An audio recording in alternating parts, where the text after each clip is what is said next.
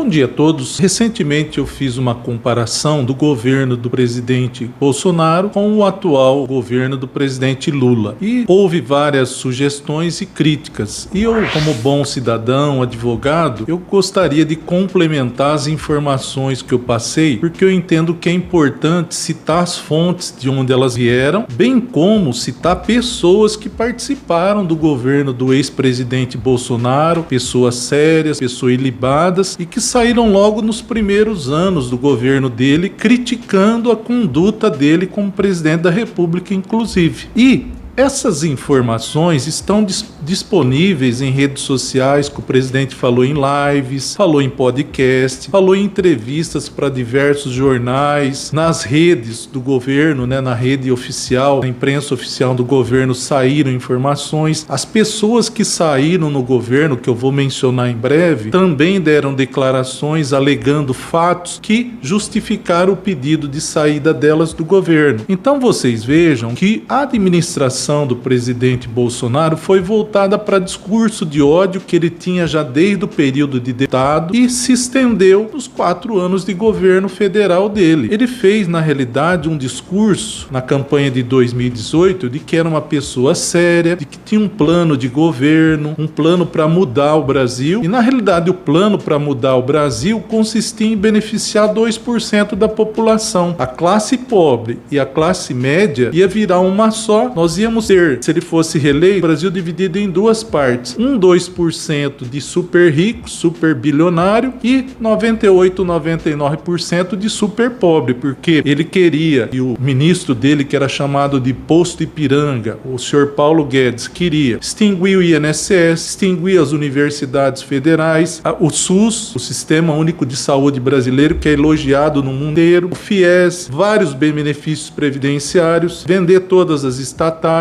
não queria ter estatal nenhuma, ou seja, um show de absurdos. Relembrando que na crise da Covid, que demorou 2 anos e meio, o presidente foi péssimo e nós só fomos salvos pelo Supremo Tribunal Federal, que deu poder para municípios, estados e o Distrito Federal adotar todas as medidas sanitárias, de segurança, de paralisação de atividades, de vacinação, mesmo que contrariasse o ex-presidente Bolsonaro. Se isso não fosse adotado em abril de 2020, nós não teríamos 700 mil óbitos, nós teríamos uns 2, 4 milhões de óbitos. Então vocês vejam que na crise da Covid, inclusive eu fiz uma produção somente sobre esse período das atrocidades que foram cometidas pelo governo federal durante a crise da pandemia. E existe um inquérito no Supremo Tribunal onde o ex-presidente Bolsonaro, 2 filhos e várias autoridades e parlamentares já estão denunciados por cerca de 20 tipos penais. E esse processo está sob relatoria do ministro Flávio Dino. Eu vou divulgar essa semana para todos tomarem conhecimento, que é importante para o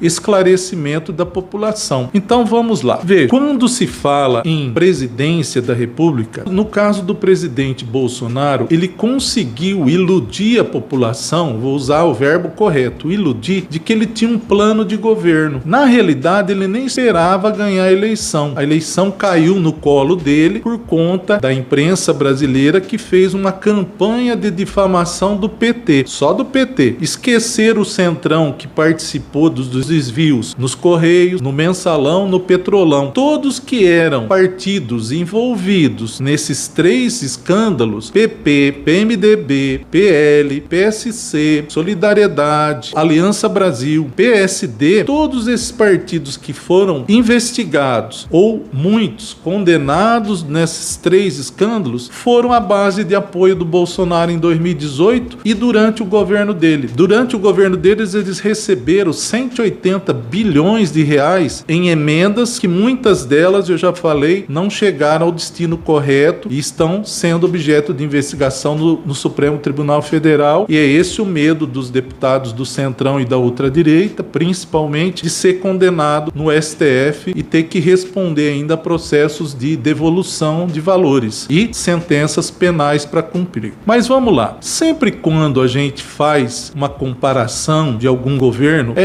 importante citar lições de governos até de outros países onde ocorreram problemas semelhantes e o presidente conduziu o país corretamente. Então, eu vou relembrar o presidente americano Abraham Lincoln. O Abraham Lincoln, ele conseguiu manter os Estados Unidos unidos quando houve a secessão dos estados do sul, que eram escravagistas. Ele conseguiu conduzir os Estados Unidos durante 4 anos, de manter unificado o país, e ele foi o terceiro melhor presidente dos Estados Unidos, depois de George Washington, Thomas Jefferson, foi ele o terceiro melhor presidente dos Estados Unidos. E ele era um orador exímio. E uma certa vez ele falou o seguinte, e isso vale para o Brasil hoje, hein, que algumas pessoas podem enganar muitos durante pouco tempo. Podem enganar poucos durante algum tempo, mas não vai conseguir enganar todos a todo tempo. Essa lição que ele passou, que o Abraham Lincoln passou, vale aqui para o Brasil. Na realidade, a população pobre, os evangélicos, foram enganados por programas, por reportagens que não falavam a verdade das coisas que aconteceram no passado. E criaram a imagem de que o Bolsonaro seria o salvador da pátria. E muitos têm essa visão até hoje. E não é uma realidade isso. Não é uma realidade. Ele sempre teve uma tendência golpista de falar coisas fora da caixa, fora do contexto, e nunca teve um plano dirigido para a população. Eu vou citar algumas pessoas que trabalharam com ele e eu gostaria que quem discordasse verificasse nas redes sociais se eu estou mentindo ou falando a verdade. Então vamos lá. O ex-ministro Sérgio Moro, o ex-juiz e depois ministro da Justiça do ex-presidente Bolsonaro, pediu para sair em 2020 porque o Bolsonaro estava tentando colocar na Delegacia Geral do Rio de Janeiro, em Brasília, pessoas que eram amigas da família para bloquear investigações que tratavam das rachadinhas que ocorreram quando eles eram vereadores, deputados estaduais, federais. O Bolsonaro queria criar um núcleo dentro da PF que blindasse as investigações e blindasse a família de qualquer outra denúncia. E isso é grave, porque a Polícia Federal é um órgão institucional que não pode ser politizada. Ela não pode colocar ali pessoas que é amigo do presidente. Por quê? Você está cometendo um crime. Em função disso, o PDT ingressou com uma ação no Supremo Tribunal Federal e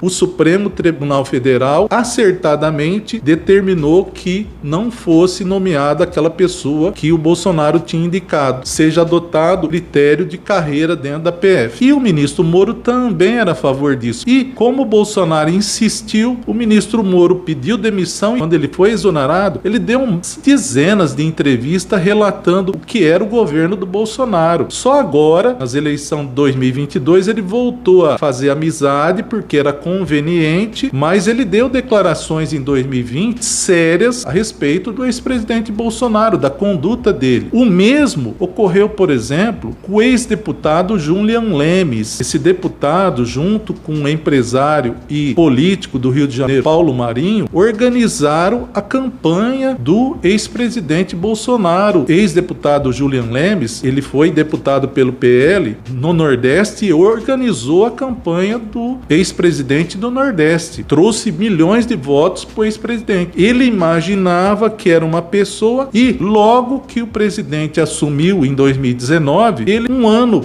e meio depois se desincompatibilizou com o presidente Bolsonaro porque ele viu que não era nada daquilo que o Bolsonaro pregava. Eu gostaria que vocês olhassem as declarações desses dois senhores quando saíram do governo do Bolsonaro. Paulo Marinho, inclusive, o senhor Paulo Marinho, apoiou o presidente Lula na eleição de 2022. Então, são pessoas que eram do núcleo central do ex-presidente Bolsonaro, pessoas da confiança dele. E vou mais, o general Santa Cruz é uma pessoa séria, um dos melhores generais do Brasil, inclusive. Trabalhou na ONU, trabalhou em diversas funções dentro do Exército, pessoa seríssima, honestíssima, que a grande maioria do nosso Exército, 99%, são pessoas sérias. Esse general, ele fez parte do governo do Bolsonaro por 6 meses. Depois ele pediu para sair. Por que ele pediu para sair? Observe as entrevistas dele que ele fala que o Bolsonaro não tinha plano nenhum para o país. Imaginava-se uma coisa e era outra. Tem também o falecido advogado Gustavo Bebiano, pessoa seríssima, organizou a campanha do Bolsonaro no Rio de Janeiro, pessoa séria, foi secretário-geral da presidência. O ex-assessor, quando saiu, hoje ele é falecido, ele deu declarações do que era o governo do Bolsonaro e ele ficou 35 dias só. Pediu para sair em fevereiro de 2019, porque não aguentou o tipo de administração que o presidente queria fazer no Brasil. E além desses personagens, houveram outros, né? Houveram, por exemplo, a ex-deputada Joyce Hasselmann. Verifique o que ela fala da família e do governo do Bolsonaro.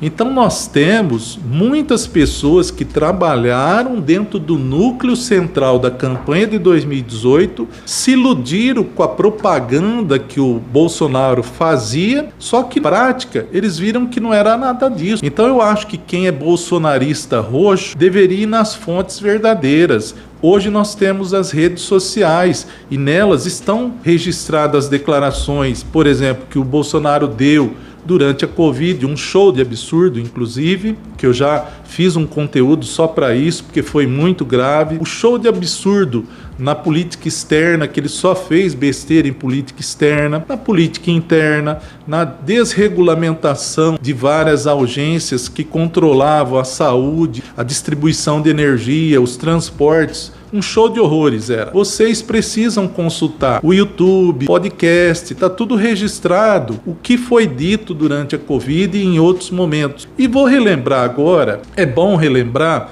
porque está registrado e é fato verídico. Vou citar 3 casos que ocorreu com o Bolsonaro quando ele era deputado federal. Eu já falei que ele foi deputado em 7 mandatos e ele tinha em torno de 15 assessores. Em 28 anos, é muita coisa, ele não produziu um projeto relevante para o nosso país, é incrível.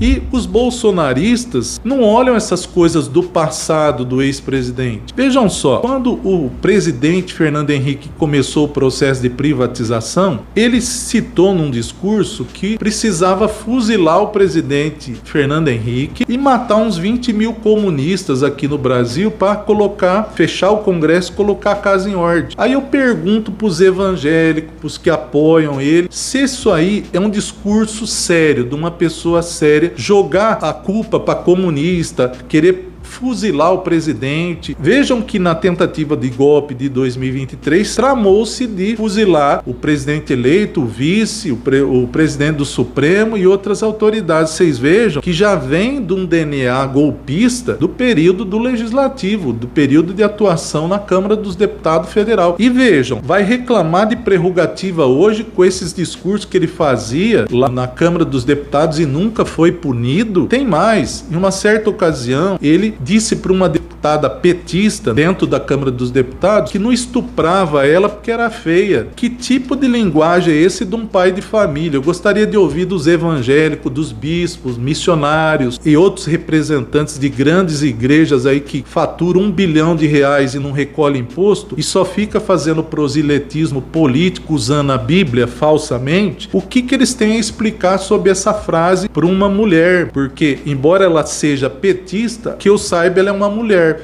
Eu acho que nós temos que ter respeito com todo mundo, os homossexuais, com mulher, com trans, e ele não tinha nada disso. E eu vejo que um deputado falar isso para uma deputada, ele tem que ser caçado. Ele não foi caçado na época, ou seja, ele é incontrolável. Mas tem mais, em outras ocasiões, ele sempre deu tiro fora da trave, sempre chutou contra os interesses do país, lamentavelmente. Então vejam que no período que ele atuou como deputado federal, foram feitas declarações que já mostrava a tendência do ex-presidente de ser golpista. Ele elogiou, num determinado momento na Câmara, um funcionário do COD aqui de São Paulo, Brilhante Ustra, que torturou dezenas de pessoas no período da ditadura. Ele disse que ele é um herói. Esse tipo de coisa é inaceitável no Brasil e não pode ser dito em plenário, elogiando um torturador. Gostaria que o pessoal que apoia, que é evangélico, que é religioso, que segue Cristo, se eles são a favor de ofender mulher insinuando que não estupra, se também eles são a favor de dizer que um torturador é herói aqui dentro do Brasil. Esse tipo de conduta é inadmissível. E há um pensador chinês, o Confúcio, que eu já comentei uma vez, que ele, há 2.500 anos atrás, ele estabeleceu um código de regras morais e éticas. E hoje a atual China segue essas regras. Todos parlamentares, todos dirigentes na China seguem as regras de Confúcio. Por isso que o país se tornou uma superpotência e está passando os Estados Unidos. O Confúcio dizia assim: se você quer conhecer uma pessoa, olhe o que ela fala e o que ela faz diariamente. Se vocês veem as declarações do Bolsonaro, os atos do Bolsonaro, vocês vão ver que não é uma pessoa que deveria ser novamente reeleita no Brasil. E vou mais longe, nem nenhum da família. Vejam, nós no Brasil temos os chamados clãs políticos, mas o do Bolsonaro extravasou qualquer coisa de lógica e razoabilidade. Ele tem 4 filhos dentro do erário público. Não é normal isso. Eu acho que boa parte deles, o ano que vem, quando tiver reeleição, principalmente o Eduardo, o Jair Renan e outros, deveriam vir para a iniciativa privada, picar cartão, trabalhar como eu de segunda a sábado, recolher imposto e não viver do erário público com 15 assessor, só ficando, no caso do Eduardo, fazendo coisas contra o Brasil. Vocês concordam de um deputado com 15 assessor, com verba de gabinete, o subsídio dele, ficar bombardeando o Brasil, incitando a população a fazer guerra praticamente, a incitar que os Estados Unidos bombardeiem aqui, a incitar que os Estados Unidos façam uma guerra aqui, intervenham contra autoridades aqui, ofendendo a nossa soberania? Isso é inadmissível. Eu entendo que a população paulista, onde ele elegeu ele, deveria rever e não votar nesse sujeito ano que vem de jeito nenhum. Ele sabotou empresas do Brasil inteiro, principalmente aqui do estado de São Paulo. E eu fico admirado de pessoas alienadas do agronegócio, grandes investidores, grandes industriais aqui do estado de São Paulo, ainda apoiar esse sujeito sabotando nós nos Estados Unidos. É incrível. Eu acho que eles não têm amor nenhum ao estado de São Paulo e nem ao Brasil, sinceramente. Outra questão importante, e essa é histórica inclusive, é natural de quem é autoritário e ditador querer alegar fatos que não existem e que não vão ocorrer nunca aqui no Brasil. O Bolsonaro e quem apoia ele vive falando que aqui existe risco de tornar-se uma Venezuela. Até quando houve a eleição de 2022, ele alegou que em 6 meses o Lula ia transformar o Brasil numa Venezuela. O Brasil não se transformou em Venezuela, não tem condição histórica para se transformar, porque tem um legislativo forte, muito forte, inclusive mais forte que o executivo, e um judiciário forte. E a população jamais ia aceitar isso. Tem uma indústria forte, um agro forte, não reúne condições nenhuma para ser uma Venezuela, para se tornar um país comunista, menos ainda, porque hoje no mundo de comunista mesmo tem Cuba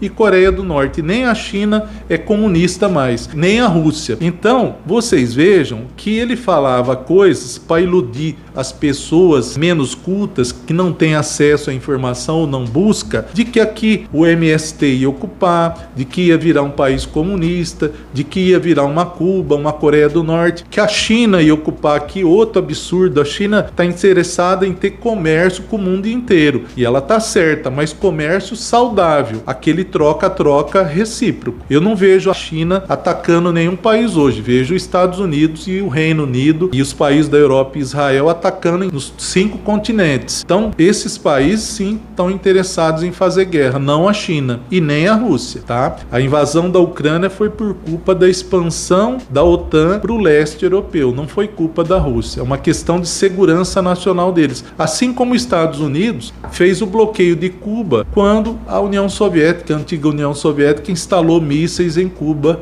na década de 60. Então, assim como os Estados Unidos não quer mísseis próximo do território, a Rússia não quer próximo do território dela por uma questão de segurança, que ela já foi invadida N vezes pela Europa Ocidental. Então, é uma questão de segurança deles. Agora, voltando aqui para a questão do Bolsonaro, vejam, como deputado federal, ele fez várias declarações que eu citei, algumas, houve outras, gravérrimas. Como presidente da República, esses assessores comprovam que ele não tinha condições de gerir o país, e não tem de fato. Os brasileiros precisam acordar para 2026 e eleger deputados e senadores de outros partidos sem ser do centrão e da ultradireita. Nós temos 30, não tem só o PT, tem outros partidos bons também. Eu não sou um defensor imbatível em relação às questões do PT, só que as coisas que são justas têm que ser ditas, não podem ser esquecidas. Tem uma outra questão que eu gostaria de acrescentar, que o Bolsonaro, nos 4 anos de governo dele, falou que o STF não deixava ele governar. Não é verdade, não é verdade. Eu sou advogado há 26 anos e acompanhei uma a uma as brigas do Bolsonaro com o STF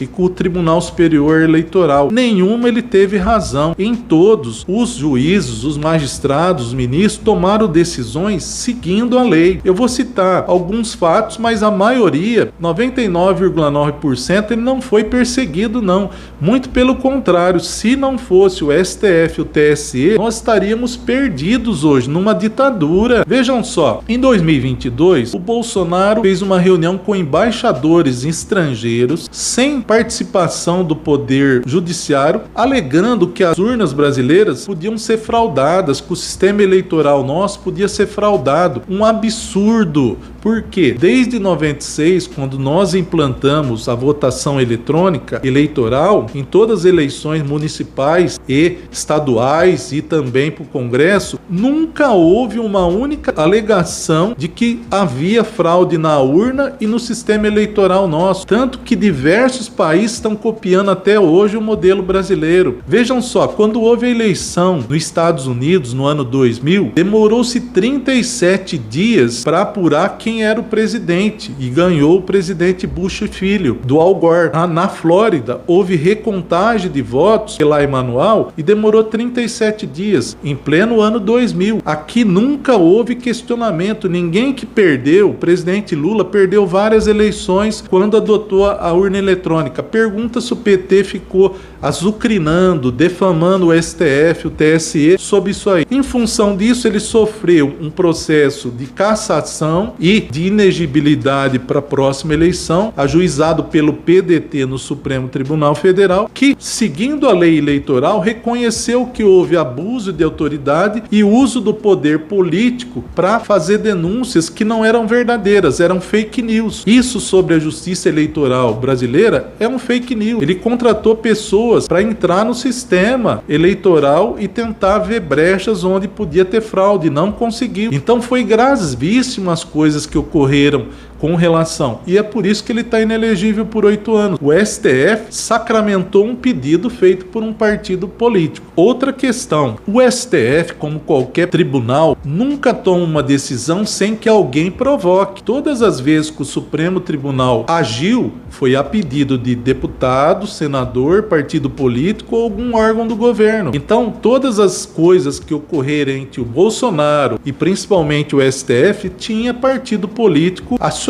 o STF. E o STF é o órgão constitucional, ele tem que fazer cumprir a Constituição, ele é o guardião da Constituição. Eu, particularmente, como advogado e pela minha vivência de 26 anos, eu entendo que para nomeações do STF deveria ser feita uma reforma no judiciário, onde todos participassem e mudasse o critério de nomeação, que fosse somente juízes de carreira nomeados para tribunais de justiça, tribunais superiores, inclusive o STF. Eu acho que era uma forma de inibir a entrada de pessoas que não vêm da carreira pública, mas isso depende de reforma. Mas nós temos que aceitar e trabalhar com o que nós temos hoje. E o nosso STF, para todos saberem, é melhor que o dos Estados Unidos, porque lá o golpe de Estado foi tentado, morreram 3 pessoas e o presidente Trump não foi declarado inelegível. Um absurdo. Se fosse aqui no Brasil, ele estaria preso com certeza. Mas, prosseguindo, em relação ao STF, Todas as vezes que houve embate, ele não teve razão. Na Covid, o STF salvou milhões de brasileiros, dando autonomia para os municípios, estados e Distrito Federal adotar as medidas sanitárias e de isolamento, paralisação de atividades e vacinação que eram essenciais para impedir, evitar a propagação do coronavírus da Covid. E teve sucesso, senão nós teríamos mais óbitos no Brasil. O ex-presidente queria que a administração da crise ficasse com o governo federal. Seria gravíssimo. Esqueci de comentar uma outra pessoa que trabalhou no núcleo central dele e saiu. O ministro da Saúde, Mandetta. Era médico e não suportou a pressão do Bolsonaro e as declarações dele de que vacina não era importante, de que medida de isolamento não era importante, de que o uso de máscara não era importante. E a população, quanto mais se contaminasse, esse é um absurdo, seria melhor, porque ela ia criar resistência ao vírus. Um total absurdo. E o pessoal que tem doença já congênita, que pode vir a óbito em função do vírus da Covid. Ele esqueceu dos cardíacos, dos hipertensos, do diabético e de outras doenças, crianças com menos de 5 anos, adultos acima de 60, obesos, fumantes, uma série de categorias que, se contaminando, tem um risco enorme de vir a óbito. Tudo declaração anticientífica, não tem apoio em nada da comunidade científica. STF veio e fez essa bênção para o povo brasileiro. Então eu fico perguntando, o STF perseguiu o Bolsonaro e a família dele? De jeito nenhum. O STF, ele cumpriu com o que está na Constituição. Salvou nós de uma ditadura, porque ele vivia insinuando que o STF estava criando ambiente para o PT ganhar a eleição no Brasil. O PT ganhou a eleição no Brasil por conta dos desacertos que o Bolsonaro fez no governo dele. A questão da PF, que ele quis intervir no Rio de Janeiro e em Brasília. O STF, a pedido do PDT também, cancelou as medidas do Bolsonaro corretamente. Então foi tudo seguindo a Constituição. Eu acho que quem é eleitor, quem apoia demais o Bolsonaro, deveria ver as declarações dessas pessoas que saíram do governo dele logo nos primeiros anos e o que elas declararam para a imprensa, nos podcasts, nas redes sociais. Hoje é bom no Brasil e no mundo que a gente pode saber as coisas como ocorreram e não a partir do depoimento de terceiros envolvidos. Essas pessoas participaram do governo, do núcleo central, da campanha de 2018. Então, finalizando, é importante, quando a gente cita fatos, citar as fontes. Então, citei as fontes, o nome das pessoas, para todos consultar na internet. Está disponível os depoimentos delas, o que elas falaram quando saíram do governo a respeito do presidente Bolsonaro, que é uma radiografia do que foi os 2 anos depois que elas saíram, 3 anos, do que ocorreu. Então, o governo do Bolsonaro, do ex-presidente Bolsonaro, foi um governo errado para o Brasil, lamentavelmente. Muitas pessoas acreditaram num projeto que nunca existiu. O único projeto que existe é para 2% da população e para a família dele, para perpetuação do gene Bolsonaro na política brasileira, que, diga-se de passagem, é péssimo. Não existe projeto nenhum deles, a não ser viver do erário público. Eu, como cidadão, pagador de impostos, eu acho que eles deveriam vir para iniciativa privada, trabalhar de sol a sol, suar a camisa, pagar imposto, picar cartão, como milhões de brasileiros. E eu acho que tem milhões de brasileiros que está na hora de acordar com relação a essa família, aos partidos do Centrão e da ultradireita que queriam vender literalmente o Brasil. É essa a minha mensagem hoje. Um abraço a todos.